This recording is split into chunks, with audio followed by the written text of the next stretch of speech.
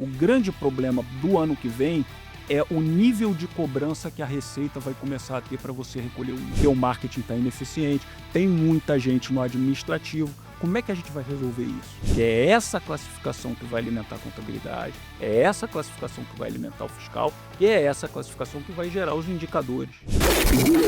This is Growthaholics.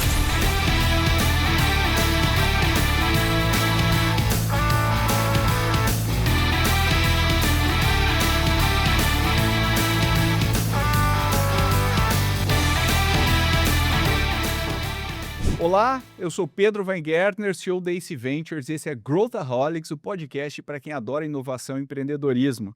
A gente tenta trazer dicas práticas, insights e coisas que você consegue aplicar no seu dia a dia, tanto do seu negócio quanto da sua carreira. E, obviamente, a gente gosta de trazer um leque variado e amplo de coisas para discutir. Esse episódio a gente vai falar sobre um tema que a gente não costuma abordar muito, que é dinheiro.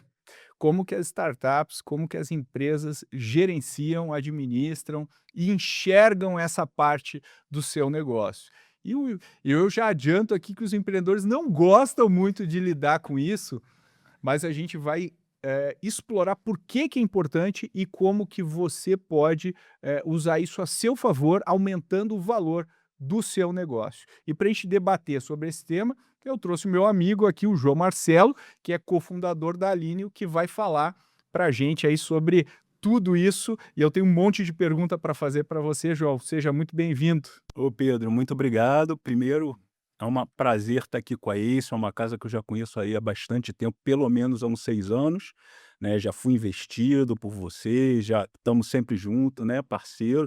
E tenho só a agradecer aí essa oportunidade para poder conscientizar um pouquinho melhor aí os empresários com relação à importância aí de cuidar bem do seu dinheiro e da sua operação financeira para poder captar mais fácil, né? Poder a vida ser um pouquinho mais fácil também, né? É isso aí. E a gente sabe que empreender no Brasil não é fácil. João, fala um pouquinho sobre a Alineo, o que vocês fazem. Legal. Pedro, então, a Alineo, né, é uma empresa que nasceu finalzinho do ano passado e ela nasceu sob uma necessidade muito clara que eu vi quando eu voltei para o mercado depois de ter empreendido aí na Lau e tal, que foi investida por vocês, como CFO de empresas, de startups. É uma percepção que eu já tinha antes e eu vi claramente o quê? Existe um problema de dados, de segurança de operação financeira dentro das empresas, dentro das startups, né? Do pré-seed ali até o Series A e o Series B. E então eu chamei um cara que eu conheço há bastante tempo no mercado, para a gente montar essa empresa para dar infraestrutura financeira para as startups, né? E poder não só focar na operação, que é o famoso BPO, né, que faz lá a tesouraria, a contabilidade, mas isso como uma ponte, como um meio de entregar o dado certo na hora certa para a tomada de decisão, para o due diligence, para não atrasar a captação. Show de E bola. sim acelerar. Muito legal, acho que esse é um tema aí que, e eu falo por mim, que a gente não gosta muito, né? Porque aí eu estou parafraseando o falecido Galeazzi.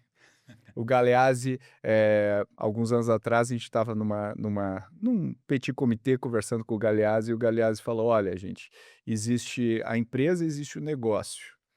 Os empreendedores gostam muito do negócio, quer falar de produto, de vendas, de marketing, de pessoas, mas eles não gostam de falar da empresa, né, que é contabilidade, olhar o P&L, acompanhar, né, fazer a conciliação, garantir, fazer o forecast, enfim. E as empresas, elas se dão mal quando os empreendedores, os empresários não olham com uma ênfase necessária para a empresa. E eu acho que esse é trazendo o espírito aqui do falecido Galeazzi, com isso, eu queria falar um pouco, iniciar esse papo contigo, João, falando que eu acho que no mercado, e a gente vê todas as empresas de contabilidade em geral, os consultores em geral, quando eles vão falar com uma startup, e eu acho que essa reação negativa que talvez que boa parte dos empreendedores tenham, obviamente que operar no Brasil não é trivial, não é como nos Estados Unidos, você espeta aqui, ali, já está rodando o negócio. Operar no Brasil geralmente as pessoas que vêm são pessoas que não são do segmento, não entendem como funciona uma startup, não entendem que hoje ela tem esse tamanho, depois ela vai ter outro, depois ela vai captar, depois ela... Enfim, e eles acabam dando conselhos de governança e etc., que são, às vezes, muito mais robustos para o momento que ela está. Isso acaba gerando uma sensação de, esse cara Isso. não sabe do que está falando. Então, eu queria abrir aqui para a gente diferenciar essas duas classes, digamos assim, de negócio. Quando a gente fala de uma startup e quando a gente fala de uma empresa mais tradicional no mercado. Como é que a gente separa essas duas coisas e quais são as particularidades dos negócios? Pedro, a primeira coisa, né, no ambiente de startup, né, as empresas tanto bootstrap quanto estão na esteira do VC, elas estão construindo um negócio, né? Então, quando você constrói, você está construindo tudo. Você está construindo fluxo, você está construindo processo, você está construindo quem que vai autorizar o quê, em que momento, e, obviamente, isso muda a depender do nível de complexidade da empresa. Então, você não pode esperar que uma startup pré-seed ela vai ter os mesmos processos e as mesmas amarras que um Series A. É diferente, a empresa ela evolui. Qual é o problema de um consultor ou de uma empresa de contabilidade quando está acostumada a trabalhar com empresas muito grandes, a corporações, e vem falar com uma startup? Ela entende que a startup ela já deveria estar no final da linha, ou seja, ela já deveria ter todos os processos de compliance super rigorosos, né? Ela já deveria ir para um due diligence com uma contabilidade à prova de qualquer dúvida, né? E a gente sabe que isso não é a realidade. Não tem como. Não, é impossível. Não há porque... recurso financeiro, Exato. não há gente suficiente. E eu estou mudando. E eu estou mudando o tempo inteiro. Né? Então, eu acho que principalmente esse fato que você falou, mudar o tempo inteiro. Como eu já fui executivo CFO também de grandes empresas, de corporações, e é isso que a gente percebe, a gente tem um aparato, uma estrutura organizacional e um nível de previsibilidade que está muito distante de uma startup. É isso. E, por exemplo, a gente estava gravando um episódio aqui anteriormente com um empreendedor que pivotou de um modelo de marketplace para um modelo de SaaS. Sim. Então ele teve, assim, basicamente reconstruir contabilmente. E acho que isso casa com esse ponto. Então a gente tem que entender que existem coisas que são fundamentais que eu preciso olhar, que eu não posso tirar o olho, e coisas que eu sei que vão mexer, que vão mover, e eu acho que o ponto é, quando um consultor vem e olha para uma empresa e fala, não, falta isso, ele está presumindo que o que eu estou fazendo hoje eu vou estar fazendo daqui a um ano. Exatamente. E essa presunção é que leva, talvez, eu construir controles que não vão me ajudar. Agora, trazendo para uma startup também existem fases, né, João? Como que a gente enxerga essas fases? Vamos tentar ser muito didático aqui para os nossos empreendedores que estão nos ouvindo. Vamos falar das fases e dos controles mínimos que eu deveria ter, que eu acho que isso didaticamente pode ser muito valioso para os nossos ouvintes. Vamos lá. Lá na Alineo a gente pensa as fases nos estágios, tá, da empresa. E mesmo quando a empresa é bootstrap, a gente entende um pouquinho pelo nível de complexidade de operação, o tamanho da carteira de O que é bootstrap, João? Só para os bootstrap é aquela empresa que não está na esteira do VC, que não precisa captar ainda, que é o dinheiro dos próprios sócios, né? Que é a maioria no Brasil. Que é a infinita maioria no Brasil, né? São muito poucos os que chegam. Então, o que acontece? Mas vamos falar um pouquinho mais da esteira, né? Para ser mais didático. Então, você tem lá o pré-seed, o seed, o Series A, etc. O cara que está no pré-seed, ele está construindo do zero a operação dele, a primeira captação dele. Então, o que ele precisa olhar? Basicamente, ele precisa olhar margem bruta, precisa olhar alguns indicadores de vendas mais básicos, de repente um CAC ali, etc. Né? E ele precisa garantir que a operação dele tem uma margem bruta saudável. Eu acho que assim, para o pré-seed, basicamente é isso. Aí você vai ganhando mais maturidade na operação. Você vai ganhando volumetria, começa a ter uma carteira de cliente maior, diferentes canais de captação, marketing, outbound. Aí o que você precisa olhar? Você vai ter que olhar um CAC mais dividido, de repente olhar cohort, você tem que começar a entender por onde vêm os canais. A área financeira, você vai ter que olhar não apenas a parte de margem bruta, mas você vai ter que começar a olhar também o OPEX com mais cuidado, o COGS com mais cuidado. Como é que está indo o meu COGS ao longo do tempo? Eu estou gastando mais ou menos? É importante isso que está fazendo essas variações? É positivo para o crescimento da empresa? Está colado com o crescimento? Tem bastante coisa para a gente desempacotar aqui, João. Mas, e lembrando que eu não sou um CFO, tá, Sakamoto? É aqui que fez o nosso roteiro. Mas quando a gente fala. Tem uma coisa que eu acho que é fundamental quando a gente fala de uma startup, que é a margem bruta. Você falou da margem bruta. E eu não queria fugir desse tema, porque eu acho que a engenharia da construção do negócio deveria ser construída em cima da margem bruta alta. Por quê? Porque qual que é a tese no final do dia? Por que uma startup vale mais do que uma empresa tradicional se a gente pensar no múltiplo? A resposta está na margem bruta e está na taxa de crescimento. São as duas alavancas que eu deveria ter. Né? E tanto que a gente está vendo hoje as empresas sendo duramente afetadas, por exemplo, colocando o custo de tokens e baixando a margem bruta.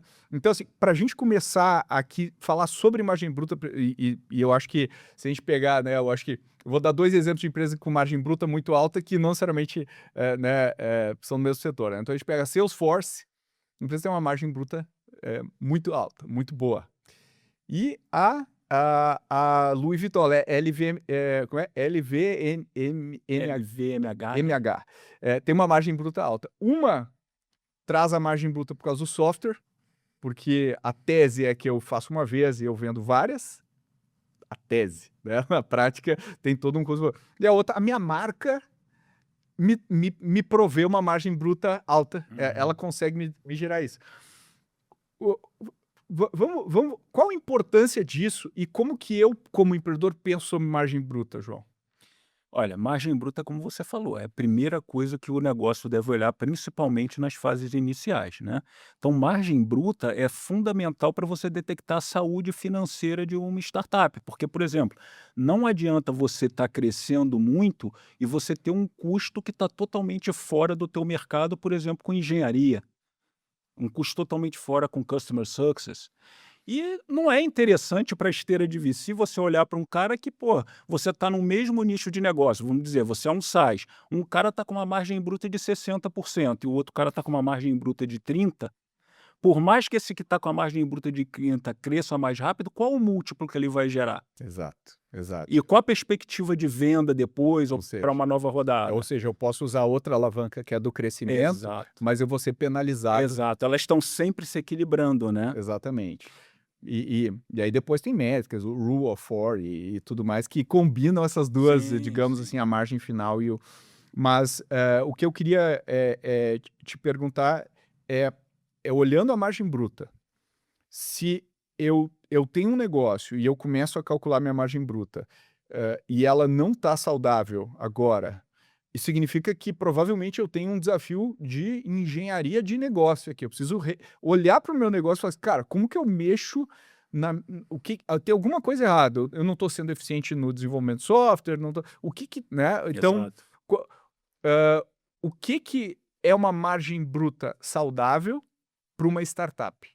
E daí, só para referência, qual seria, por exemplo, uma margem bruta de uma padaria? Só para comparar os negócios para o pessoal entender. Nossa, é muito diferente, né? Se você está falando de uma startup, aí depende. Se ela é SaaS, né? Se ela é marketplace, cada uma tem uma. Mas, por exemplo, SaaS, vamos falar de um SaaS, né? Uma margem bruta saudável para um SaaS seria ali a partir de 50%, 55%. Né? Agora, obviamente, você tem que saber que tipo de margem bruta, porque, por exemplo, você pode olhar uma margem bruta, por exemplo, que alguns investidores falam, eu quero a margem bruta seca. Que é o quê? Não, cara, só bota custo com equipe de desenvolvimento, equipe de customer success, ferramenta. Você tem outros custos que podem estar atrelados a isso na contabilidade. Tudo que eu preciso para fazer o meu produto rodar. Só que se você tem um problema na margem bruta, Pedro, você tem um grande problema. Porque é muito mais difícil de consertar, de você ter muito OPEX, muita despesa. Você enxuga e você enxugar. Porque fácil, assim, quando uma coisa é você cortar back-office, é você diminuir e segurar durante um tempo, mesmo você não tendo tanta eficiência de back-office. Outra coisa é você machucar a tua entrega para o teu cliente. Então, quando você tem que consertar a margem bruta, é um grande problema. E aí eu acho que é aí que está o grande receio do investidor. Né? Quando a margem bruta não é boa, cara, como é que o cara vai consertar esse problema? Porque isso pode machucar o negócio e inviabilizar a entrega para o cliente. Né? Então, voltando aqui para o que você falou. Então, se eu estou iniciando margem bruta, eu vou olhar para o resto da vida. do momento zero para o resto da vida, entendendo que às vezes no momento zero, enfim, eu estou Eu não descobri ainda, digamos assim, o meu produto ainda, então muita coisa pode acontecer. Mas, então, no pré-seed, eu vou olhar a margem bruta e algumas métricas de eficiência De ali de venda. É. CAC, E né, que é burn, né? E e burn, burn, óbvio. que ou seja, Que é o seu sangue ali, você tem que sobreviver, né? exato, né. Então, o que que é o burn? Burn é quanto tempo você tem, né, de caixa para poder sustentar uma operação, né, que ou sem caixa nenhum, se você parar de ter receita de cliente, ou tendo a receita de cliente que você tem recorrente hoje, quanto tempo você consegue sobreviver. E como é que se chama esse tempo? Esse tempo é runway. É o runway. Então, assim, se eu um empreendedor e eu tenho, por exemplo, hã, um burn de vamos imaginar, R$ 20.000 por mês, isso me dá um runway de 10 meses, hã, que decisões que eu tomo em cima disso? Eu acho que essa é uma esse é o Exa tipo exa de discussão que você teria Não, nessa. e é a discussão fundamental com o pré-seed para um seed, né. Uhum. Você está preocupado com isso, ou seja, se eu estou olhando, eu sou uma empresa que está na esteira de VC e a minha ideia é captar múltiplas vezes para poder lá fazer um IPO ou um M&A, para eu ter essa sobrevivência ao longo do tempo, os indicadores mais importantes para mim são exatamente esses, né. Quanto que eu tenho de burn, Legal. quanto é que eu estou tendo de tração, então você vai tendo que equilibrar esses KPIs, né, e torná-los ter um equilíbrio saudável para você poder estender a tua permanência e ser mais atrativo para captar dinheiro, né. Legal. E aí eu capto meu seed, eu capto o seed. Que muda em termos de, o que que eu começo a acompanhar a partir daí? Olha, além do normal, eu acho que você tem que olhar mais profundamente o teu CAC, eu acho que você já tem que começar a olhar cohort, tem que olhar canal, por onde está vindo, qual é o meu CAC por canal, né. Você tem que ser mais eficiente em venda, eu acho que essa é a primeira, buscar eficiência em venda. Eu acho que você tem que continuar olhando a margem bruta, mas eu acho que você também tem que começar a olhar EBITDA. Por quê? Por mais que ele seja negativo, você tem que entender qual é o impacto do OPEX, ou seja, das tuas despesas operacionais, e aí eu estou falando back-office, Tudo que você vendas, gasta com marketing, a operação. despesa. Porque é muito comum, e eu vejo muito isso, tá? As empresas, elas começam, entram no seed, começam a ganhar corpo com tração e elas perdem a mão no OPEX. Uhum. Então, o que que você vai ver? E eu tenho clientes assim. Você tem, por exemplo, uma empresa que tem uma margem bruta super saudável, às vezes eles estão lá com uma margem bruta de 60%, 65%. Quando você vai olhar para o OPEX, está comendo absurdamente a operação. Isso é muito comum. É muito comum.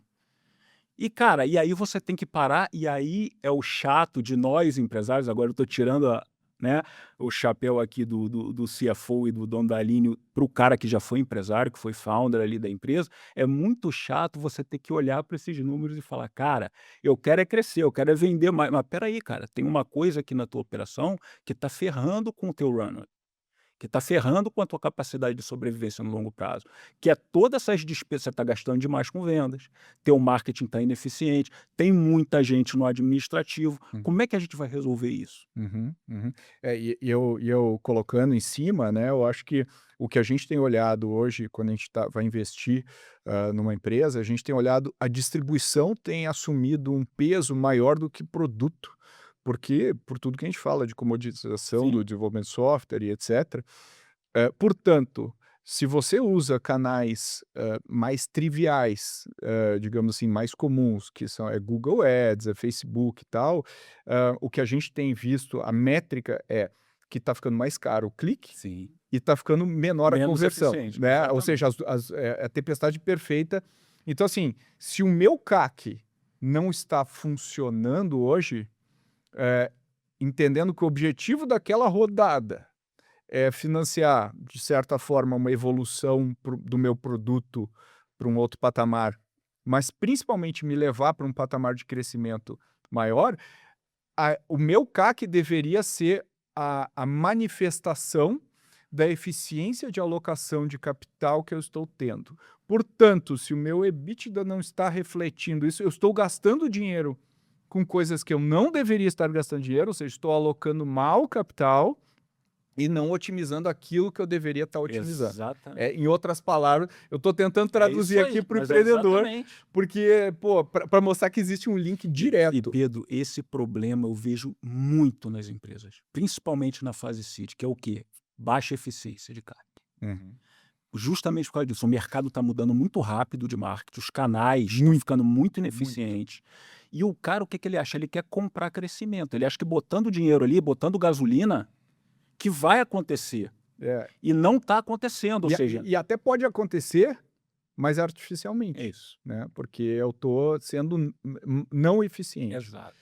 Que outras métricas agora a gente começa a acompanhar até uma série A?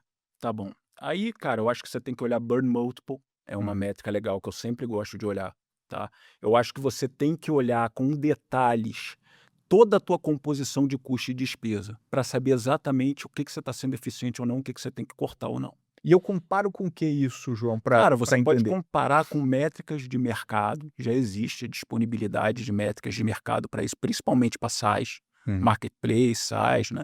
Você tem essas métricas, você consegue ter uma comparabilidade, mas o mais importante é que as empresas, com a estrutura atual que elas têm, e aí isso vem de novo para a tese que a gente tem na Linio, elas não conseguem ver de maneira detalhada e com certeza a composição de custos e despesas que eles têm. Porque eles contratam geralmente empresas de contabilidade que a gente chama de darfista, né? É aquela contabilidade pequena que é o quê? A preocupação deles é Nunca tinha enviar ouvido esse termo, mas é darfista, muito bom. é um termo contábil, é o quê? É a contabilidade que entrega a guia no final do mês, acabou. Não, cadê meus informes? Não tem, só quando você pedir. Quando você pede, demora 2, 3 meses para vir. E, e não tem um plano de contas. O que que é o plano de contas? É a classificação, o detalhamento no que você está gastando. Qual é o teu custo e qual é a tua despesa por item. Aí o que que o cara faz? Pega um plano de padaria, genéricozão, que ele não vai adaptar por empresa, porque isso dá trabalho, é homem hora. Uhum. E bota lá a tua empresa. Então você vê um monte, Pedro, de empresa SaaS com plano de conta de comércio. Uhum. É Com muito plano. comum, é É muito comum. muito comum. E o cara não colhou, o empreendedor não colhou Não essa colhou. contabilidade. Agora, isso já num pré-seed eu já deveria colocar as contas Com certeza. corretamente. Eu acho que assim, finalzinho de pré-seed, por exemplo, você vai captar, eu já aconselho, final de pré-seed, cara, você precisa ter um detalhamento das suas contas. Porque se você pegar um seed e começar a acelerar, vai aumentar É rápido o isso, é nível de isso. Se você complexidade. estruturar cedo, vai ficar bem mais fácil você crescer em cima É do que... muito mais difícil você consertar o avião com ele voando, é É isso que eu estou isso, falando. é isso. Então conserta antes, porque aí vai ser automática a classificação. E outra, você tem uns números. Por que isso tudo, né? A gente fica. Isso daí é super importante falar para o empresário. Porque às vezes o empresário não entende. Que eu falo assim, gente, vocês têm que olhar de trás para frente. Porque o objetivo principal não é você girar a contabilidade, não é você girar o financeiro. Isso é uma obrigação. É obrigatório você ter. O objetivo principal é você ter número crível para tomar decisão lá na frente. O que que eu vou cortar se der problema? Uhum, O que que eu vou investir? Qual é a alocação de capital? O que que meu investidor tem que acompanhar? O número que eu estou passando lá para ele está correto?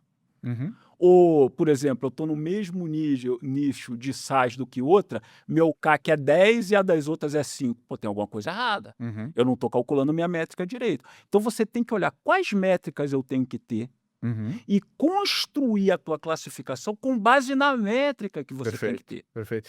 E indo para uma série A, né, para uma rodada maior, e aí é um volume de investimento maior, onde é que trava quando o cara...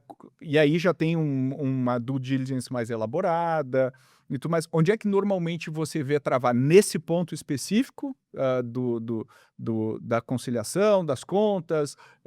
O que que o empreendedor deixou de fazer para demorar, né, muitas vezes, para cair o dinheiro na conta, o que é um problema, a gente sabe, ainda mais se a gente está olhando o runway. É.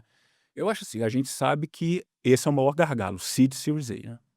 Então, o menor, acho que são 15%, né, das startups que estão em seed que consigam e conseguem ir por para aí. uma rodada Series A. Obviamente, o que que acontece, né, quando você vai para o Series A?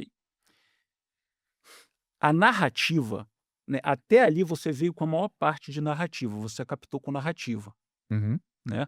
Seed, o cara aí olha narrativa e tração.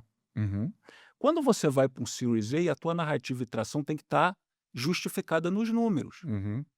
Porque, veja, você não vai soltar um cheque de 15 milhões para o cara, 10, 15, 20, 30, que seja, não sei. Você não vai soltar um cheque grande para o cara sem saber se efetivamente o caminho que ele adotou é comprovável por números. Uhum. Aí você vai ter que olhar a história. Uhum. Beleza, cara, você está falando tudo isso aqui para mim. Por que que você consegue crescer? Por que que tua atração? Por que que você, no próximo, né, você pegando dinheiro vai crescer muito mais do que você está crescendo agora? Tua margem vai continuar saudável, vai ficar mais saudável ainda, bruta. Uhum. Tô acreditando em você, mas vamos ver o teu histórico. O que que aconteceu de lá para cá? Uhum. Baseado em números. Uhum. Então eu acho que no Series A o investidor ele procura por coerência. Perfeito. Ótima palavra, João. Coerência. E eu gosto muito daquele livro da Modaran, como é que chama? Que é o dos números, você tem que contar a história em cima dos números. Exato, me esqueci o nome. Enfim, mas é um livro É que isso. eu recomendo, vamos botar nas notas do episódio aí o livro da Modaran, que eu acho que é música pro ouvido dos investidores, quando você conta uma narrativa, você abre o capô daquele KPI, daquela métrica, você explica o racional Tá por lá. trás dela, e aí na due diligence ele encontra O exatamente mesmo número. aquilo. Quer dizer, Exato. aquilo ali dá uma segurança muito grande E é isso que você falou. e é Pedro. rápido, né? E é isso que você falou. É coerência. Então, a narrativa tem que estar acompanhada pela coerência. E a coerência vai estar onde? No DEIRA, nos números. E esses números têm que estar no due diligence. Uhum. Porque não adianta você fazer um monte de planilha reconciliada para o investidor, mostrar um monte de coisa, ele falou, não, beleza, vou querer investir, ó. Vamos fazer a due diligence, mas aqui, ó, tem um cheque aqui que eu quero te dar de 15 milhões. Aí quando o cara vai para a due diligence, ele não vê nada do que você falou para ele no número. Uhum. Mas peraí, cara, teu CAC é outro, a gente calculou aqui é outra coisa. Você estava falando aqui de margem bruta, pô, mas tem um monte de problema aqui para calcular tua margem bruta. Não está claro o que é custo, o que é despesa. Como é que você vai calcular margem bruta de maneira apropriada se você não classifica bem o teu custo e tua despesa? Porque a margem bruta vem do custo. É a receita, menos as deduções da receita, menos o teu custo operacional. Se você não classifica direito custo e despesa, como é que você vai saber qual é a tua margem bruta? Uhum. Aí bate na due diligence, fica. Uhum. E esse é o problema, porque daí o investidor, já entendendo que a maior parte das startups não vai ter isso legal, já está acostumado a ele fazer este trabalho, só que ele vai ficar pedindo milhares de informações, você vai ter que voltar para sua contabilidade e ficar nessa referência circular Exato. até resolver esse problema. Só que é diferente você está fazendo isso com pré-seed, que teu cheque É isso, exato. do que você chegar lá e desembolsar uma grana fabulosa com um nível de risco muito maior. Muito maior. Então você breca. E tem muito deal que não sai por causa disso. Uhum. Provavelmente desses 15% aí, né, que conseguem ir para frente, se você for pegar, não tem esse dado de maneira clara, mas eu acho que 60% ou mais, eu já vi esse dado em algum lugar, das startups que fazem due diligence, tem problema no due diligence. Uhum. E você vê que é muito comum. É muito comum. Recentemente, um cliente nosso entrou para a gente, eu não vou falar o nome aqui, né, por questões de Claro. sigilo, mas ele fechou com a Aline justamente porque ele teve problema com a auditoria. Um desgaste enorme com a auditoria e Vamos falar disso então, João. Depois da Série A, aí esse investidor já vai começar a pedir certas coisas para você. Vai pedir uma auditoria, a maior parte deles, e tudo mais. O que eu passo a acompanhar a partir do momento que eu recebo um cheque maior? Ou vamos imaginar que o cara está bootstrap, ele já está a partir de uma receita mais relevante também. O que agora entra na equação? eu acho que entra uma palavra, se eu tivesse que sintetizar, e óbvio, você tem vários indicadores ali para mostrar isso, que seria eficiência operacional. Eu acho que no Series A você começa a cobrar do cara eficiência operacional. Ou seja, o EBITDA, o entregar... Como é que está teu COGS, teu custo operacional? Está evoluindo como? E isso é constante, é contínuo. Então, por exemplo, você está sentado lá no board, por exemplo, de uma empresa que está no Series A, Series B, o que seja. Cara, você tem que estar olhando como é que está a evolução. Porque aquilo ali já não é um barquinho. Uhum. Aquilo ali já é um barco maior, que para você mudar de rumo exige mais esforço. Né? Você tem mais atrito de mudança. E ele não vai acompanhar isso, o investidor, só dando um disclaimer, porque ele é chato. Mas porque se ele está comprando um ativo, isso vai afetar o valor desse ativo. Então ele vai ter que acompanhar. E você, como empreendedor, é do seu melhor interesse que você também maximize o valor do seu É ativo. lógico. Você é o maior interessado, inclusive, nisso. Agora, pensando nessa parte, voltando para o Galeazzi, pensando nessa parte, entre aspas, chata, para você não é, que é olhar a empresa e não o negócio. Quais são as rotinas e práticas que um empreendedor deveria ter mínimas para gerenciar o seu negócio, olhando a empresa? Qual a rotina? Só pra gente, eu queria também desmistificar aqui que é um negócio que vai tomar um tempo colossal e tudo mais, mas se tiver disciplina e uma Uhum. cadência adequada, ele consegue Sim. de certa forma acompanhar e controlar isso. Tá, vamos lá. Primeira coisa, tudo nasce no financeiro. A contabilidade, o fiscal, os dados que você vai ter para tomar decisão nascem na tesouraria, no financeiro, contas a pagar e contas a receber. Então a primeira coisa que você tem que ter é um sistema de classificação apropriado ao teu contexto, se é SaaS, se é marketplace, qual é a a a divisão, a segregação de custos e despesas que eu tenho que ter para gerar aqueles indicadores que o meu investidor vai acompanhar. Isso é a primeira coisa. Então você tem que garantir que no contas a pagar e no contas a receber, Pedro, você tem a classificação correta. Porque é essa classificação que vai alimentar a contabilidade, é essa classificação que vai alimentar o fiscal e é essa classificação que vai gerar os indicadores. Ou diretamente, porque tem indicadores financeiros como runway, burn, Uhum, etc., ou a maior parte dos indicadores que são contábeis. uhum, CAC e todos os outros, né, liquidez, são todos contábeis. Então é isso, você tem que cuidar da alimentação do teu RP financeiro e classificar direito num sistema de contas apropriado. uhum. Então essa, digamos assim, é o dever de Zero. casa. Então você aconselha o cara a olhar isso. Enfim, vai ter um trabalho inicial de classificar, de entender, que é muito saudável. Porque Uhum. você vai fazer benchmark, Você vai conhecer teu negócio. exatamente, você vai questionar aspectos que vocês não questionavam. Uma vez isso estando em linha, comenta um pouco a rotina, e aí uma coisa que é importante a gente deixar claro: existe a verdade da contabilidade, que o pessoal varre para baixo do tapete, a maior parte dos empreendedores é um mal necessário, como você falou, é uma obrigação, e eles veem como quase como mais uma tarefa que eu preciso fazer. E tem a realidade da planilha, do PNL, do tá entrando, tá saindo, eu botei o MRR X e tal, que é o, digamos assim, é o cockpit Uhum. que o empreendedor vai usar no dia a dia. Qual a relação desse PNL com a contabilidade e como garantir que as 2 coisas estejam extremamente alinhadas para que não precise fazer aquela marretada lá no final do mês? A famosa marretada comum e reconciliações múltiplas, Múltiplas. né. Bom, depois que você prepara esse meio de campo, qual é o grande problema que existe? Vamos pensar no mundo da tesouraria e da contabilidade. Existe a transferência de informações da tesouraria para a contabilidade, porque a contabilidade ela registra os números com base na tesouraria, no que você gastou, investiu, etc., o dinheiro que entrou e saiu, né. O que acontece aqui?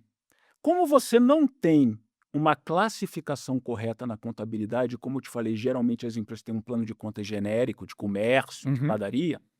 Um Quando o template lá, ca um template que o cara usou. o template que o cara usou, quando esse cara aqui, que não tem integração com a contabilidade, manda a planilha de fechamento do financeiro, que são todas essas planilhas que você está falando, né, emite do RP o relatóriozão lá com as notas emitidas, né, aquelas coisas todas, vai para a contabilidade. O que ele faz?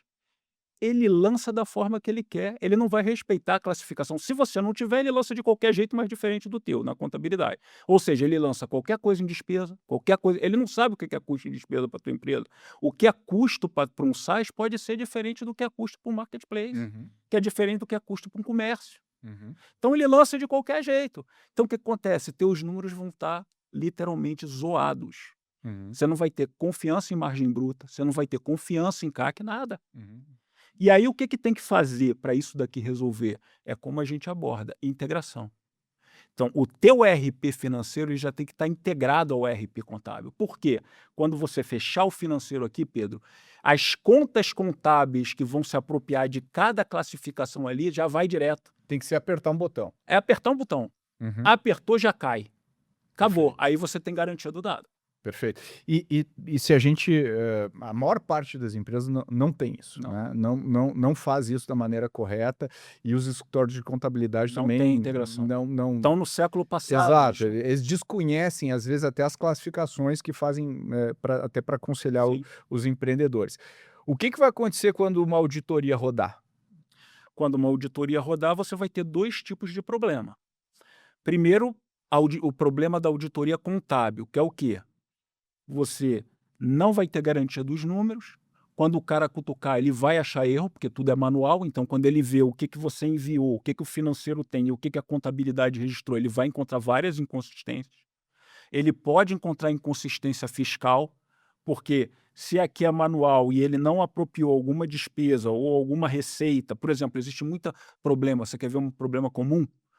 Conciliação de nota fiscal com pagamento. Então, pensa numa empresa que recebe muito por cartão de crédito, que é uma empresa B2C. Uhum. Aí ela recebe 800 pagamentos de cartão de crédito por mês. Você tem que conciliar a emissão de nota fiscal com isso aqui. Contador não tem tempo. O que ele faz? Ele deixa numa Deixa conta tudo chamada lá. adiantamento de clientes. Isso aconteceu com uma startup que eu atendo. Quando a gente pegou a startup, estava lá com mais de 4 milhões de reais de adiantamento de cliente. O que é isso? Ah, não, é o que não conciliou, não sei. Vai conciliar 3 anos de 800 É isso que a auditoria vai mandar você fazer isso. Vai mandar você fazer isso. Então. E olha o custo, porque o empresário vai ter que pagar. Custo, tempo, Tempo, energia. estresse, tudo. É isso. Então, por isso que é importante nascer certo. Às vezes o investimento pode ser um pouquinho maior, mas você tem a garantia de que você não vai ter que ficar consertando toda hora em auditoria, que teu investidor vai estar recebendo o KPI correto, que vocês vão tomar decisão conjuntamente. E outra, até o próprio investidor, qual o maior papel do cara que está investindo, além, obviamente, de prover o capital? Guides. Ajudar. Guiar, ajudar. Como é que o cara vai saber qual é a urgência em te ajudar se ele não enxerga direito qual é o problema? Uhum. Se você dá um KPI para ele, que ele vê claramente que está errado. Uhum. Como é que ele vai, por exemplo, te ajudar a pegar esse canal não está funcionando, tenta esse canal aqui de venda, vamos tentar de outra forma, se ele não consegue enxergar de maneira correta o Perfeito. que está acontecendo, entendeu, Pedro? Não tem como. Perfeito. João, olhando o que está acontecendo com 99% dos founders aí de tech, que está todo mundo mergulhado em AI, usando o cloud para cima, ChatGPT e tudo mais. O AI pode ajudar em algumas dessas esferas? Como é que os founders poderiam usar a IA a seu favor? Pode, tá? Eu acho que aqui a gente tem que dividir de duas maneiras. Uma coisa é você agilizar e ganhar mais produtividade em processos e fluxos de trabalho que são mais padronizados e estáveis. Tem muito fluxo de trabalho, de análise, contábil, financeiro, que são fluxos padrões. Então, por exemplo, você pode pegar uma parte do trabalho que um analista está fazendo, que é um trabalho muito manual, e a IA já consegue ajudar o próprio analista a ser muito mais produtivo. Mas isso entra na ideia do próprio SaaS, porque o SaaS vem de produtividade. Mas você consegue, sim, fazer isso. Só que eu acho que tem uma outra área que a gente está explorando na Linio que é mais importante para a IA. Assim, Pedro, a gente sabe que a IA ela é tão boa quanto os dados que ela ingere. Sim. Então, para você funcionar bem no MES, você tem que ter duas coisas. Você tem que ter qualidade de dado e volume de dado. Uhum. Correto? Correto. O que acontece? Quando a gente pega uma operação financeira de um cliente, a gente tem muito dado. Uhum. Porque a gente tem todos os dados, por exemplo, do OMIE, que é o Uhum. software ERP básico que a gente recomenda, do Thomson Reuters, que é o ERP contábil que a gente recomenda, e tem todo o fluxo de operação financeira diária do cara. E a gente tem contexto, porque a gente entende o negócio do cliente, os KPIs e como é que o cliente opera. O que a gente faz? Uma base de dados estruturada, a gente está trabalhando nisso. Perfeito. E a partir daí, você consegue fazer... E aí a gente já está produtizando, por exemplo, Navigator, Sentinel, Portfolio Lens, que são para diferentes tipos de clientes, desde os fundos até os caras, porque a gente vai usar essa base, que é uma base longitudinal, comparativa e que envolve tanto operação financeira quanto contábil, para gerar inteligência. Uhum. E aí você aplicando a IA sobre essa base de dados robusta e estruturada, cara, você vai Aí você conseguir tirar faz tudo, né? tudo. Você consegue ter um copiloto, basicamente, do Então, seu qual a negócio. ideia? Vou dar um exemplo para você. No Navigator, qual é a ideia? A gente já pegar no final do mês para o board, para o investidor, falar assim: análise financeira de FP&A Tá aqui, aqui, ó. Tá aqui, ó. pronto. Toma decisão. Ó, excelente. João, para a gente ir para a última pergunta aqui, a gente estava falando antes de iniciar a gravação aqui da reforma tributária e como os empreendedores ainda não estão se mexendo, especialmente empreendedores de tecnologia, e vai ter um impacto grande em SaaS, em empresas de serviço, enfim. Qual é esse impacto? O que os empreendedores deveriam estar olhando agora para se planejar para o ano que vem e se estruturar? Pedro, isso é tão importante. Eu vou até ficar olhando para a câmera aqui, porque é tão importante isso. Tem 3 pontos aí que você, empreendedor, tem que saber. Primeiro, a reforma tributária vai mexer diretamente no teu caixa, ou seja, quando você vende para algumas empresas que, por exemplo, não estão, né, no simples e já estão num lucro presumido, lucro real, vocês sabem que parte daquele valor já é retido de imposto. Isso na reforma tributária vai crescer muito, porque você vai ter o split do IVA. Então já vão reter uma quantidade muito maior de caixa. Então isso vai mexer no teu capital de giro. É a primeira coisa. Teu capital de giro vai diminuir. Esse é o primeiro ponto. Segundo ponto, Enquanto, e na média? cara, pelo menos ali, pelo menos 15%. Tá bom? Pelo menos. É, bom não tá. Só ok. Tá ok. Tá ruim, mas pelo menos eu sei o tamanho do problema. Segundo ponto, e isso que também os empreendedores não estão entendendo. Com a reforma tributária e com a criação do IVA, o nível de controle e de compliance que o empreendedor de uma empresa pequenininha, pré-seed, vai ter que ter, é igual ao do lucro real. Por quê? Para você calcular a base do IVA, você vai ter que ter as despesas e custos discricionários, ou seja, o que você tem de custo de despesa que você pode abater a base para pagar menos imposto. Ou seja, você tem que fazer basicamente aquilo que a gente falou no Que início. o lucro real faz. Você já tem que fazer como se fosse lucro real. Então, o que acontece? Não adianta você ir lá e contratar aquela contabilidade simplesinha da arfista, aquele cara ali que, sabe? Por quê? Porque o preço geral das contabilidades vai aumentar. Porque aquele cara que O cobra muito trabalho que ele barato, vai fazer. porque é homem-hora. É isso. Então, para ele te entregar isso daí, você vai ter. E se você não fizer, você vai pagar mais imposto, porque você não vai abater o que você tem que abater da tua base de cálculo e, obviamente, você vai pagar a alíquota sobre uma base maior. Então, você vai pagar mais imposto, sim. Uhum. Então, essas coisas, E o terceiro ponto? eu acho que eu já falei dentro do Falou dentro. segundo. Tá. Tá? Então, o que acontece? Isso é muito importante para o empresário entender. A vida vai mudar a partir do 2027. Não dá mais para se relegar a contabilidade, o financeiro, porque isso vai ter impacto direto no teu Ô, caixa. João, pegando o impacto total, vamos pegar um SaaS. O quanto isso vai me impactar a partir do ano que vem, em termos financeiros? Vamos lá. O que acontece? A partir de 2027, você vai ter um aumento da carga, né, do IVA, né, aí do CBS, do IBS, ano a ano. Ao final do aumento da carga, que vai até 2032, a gente estima que o impacto de carga tributária para um SaaS seja da ordem de 28%. Uau! Considerável. Praticamente o dobro do que se paga hoje, se você for pensar em lucro presumido, etc. E qual o impacto no ano que vem? O impacto no ano que vem já deve ser de um aumento menor, é praticamente imperceptível em 2027. O grande problema do ano que vem é o nível de cobrança que a Receita vai começar a ter para você recolher o IVA. Vai ser mais complexo. Muito mais complexo, você vai ter que já calcular despesa discricionária, custo discricionário, base de cálculo. Então, a partir do ano que vem, você já vai ter que estar com os controles totalmente prontos. Tanto que eles deixaram 2026 para as empresas aprimorarem esse controle. Sem cobrar taxa, está cobrando uma taxinha lá de 1%, quer dizer. Perfeito. Mas isso vai mudar em 2027. Perfeito. Ou seja, mais trabalho, teremos mais E trabalho aí menos lucro. e menos lucro. Mas para a gente não acabar depressivos nesse episódio, João, para quem está nos ouvindo aqui, a partir de todo o aprendizado que você teve, tanto na sua jornada quanto apoiando empreendedores e vendo os mesmos problemas, qual a dica, uma dica aqui que você consegue dar para os empreendedores que estão nos ouvindo? Fala, cara, ó, faz isso, porque isso aqui vai te alavancar para o outro patamar baseado em tudo que eu aprendi.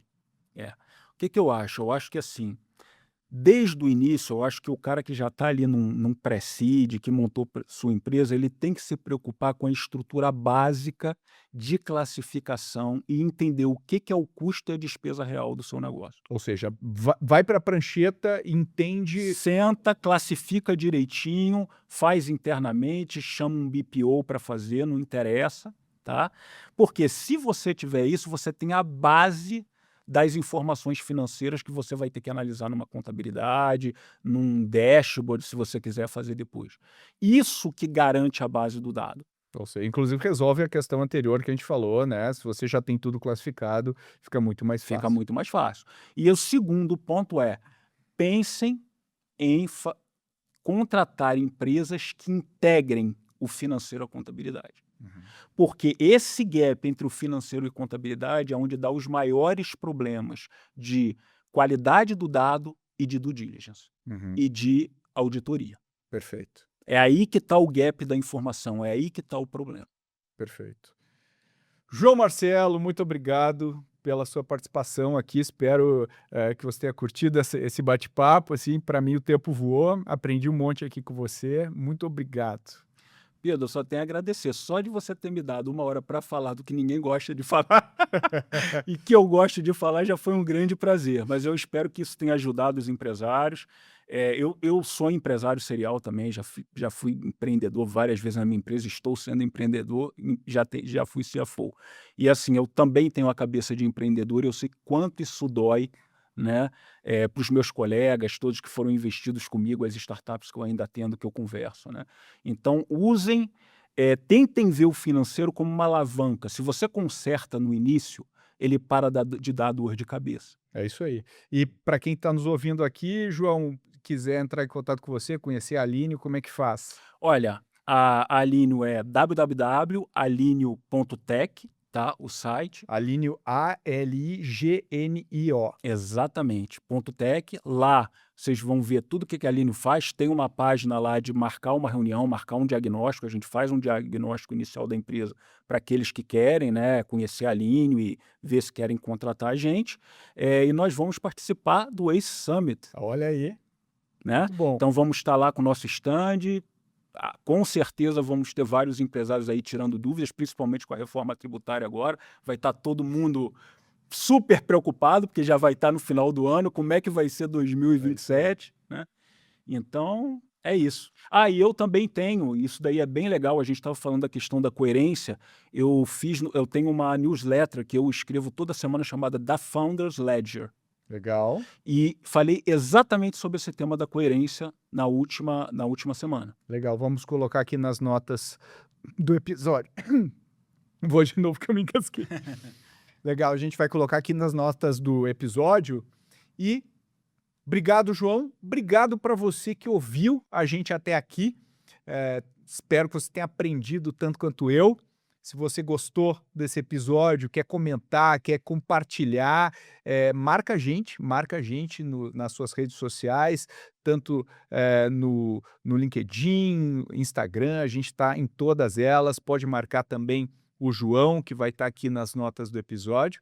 E se você ainda não segue a gente no YouTube, no Spotify, vai lá e dá um follow, porque isso ajuda a gente a chegar a mais pessoas. Muito obrigado e nos vemos no próximo episódio.